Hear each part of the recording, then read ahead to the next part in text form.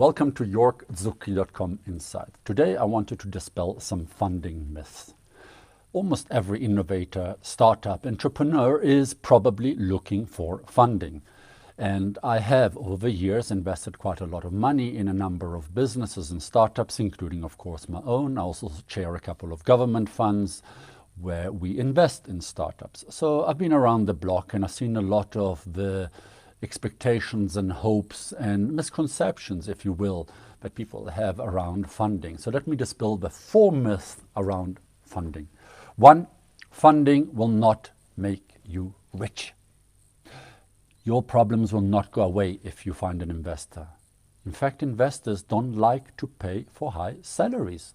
So don't expect that suddenly your bills are covered, you'll have a comfortable life, you can finally afford the car, the house, and so forth. Funding will not make you rich. Funding will give you the cash flow, the money, in order to achieve certain growth targets. But remember that it's not for personal use.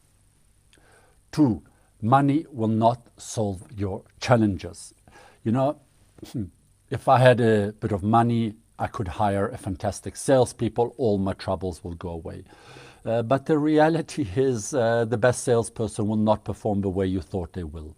The software that you thought would solve all your problems will be requiring much more work than you originally thought. Funding means you have access to more resources, but don't forget that you'll still be in a constrained environment. No investor gives you unlimited resources. They'll give you probably less than you actually need. So you have to do more with less. But that's not all bad news. Some of the best innovations come out of resource-constrained environment. When you don't have all the money you want, if you can't hire a sales force to cover the whole world, you start thinking different. You start thinking out of the box. There are many phenomenal success stories built out of situations when there wasn't as much funding as there was hoped. Number 3, funding will certainly allow you to get more resources. But remember this, those who fund you, the investors, also have very high expectations. You'll be under enormous additional pressure to start making a return on that investment. So now you can breathe a little bit easier because the rent is paid and the computers are bought and the trucks are invested in and the software is up and running. Now you have investors breathing down your neck. They're going to say, it's all very well, now you spent all that money, show us how you're making money. Show us the profits, show us the revenue, the turnover. So don't think that just because you have more resources, life will be easier. You'll have a lot more pressure, and I guarantee you, those quarterly calls with your shareholders are not going to be pleasant. They'll accept setbacks and excuses once, maybe twice. The 3rd time, you're going to have your shareholding diluted or you'll be kicked out of the company. Number 4, and perhaps this is the most important part. Don't forget that there's a high price to pay for funding. When you get funded, you're effectively ending up in a golden cage.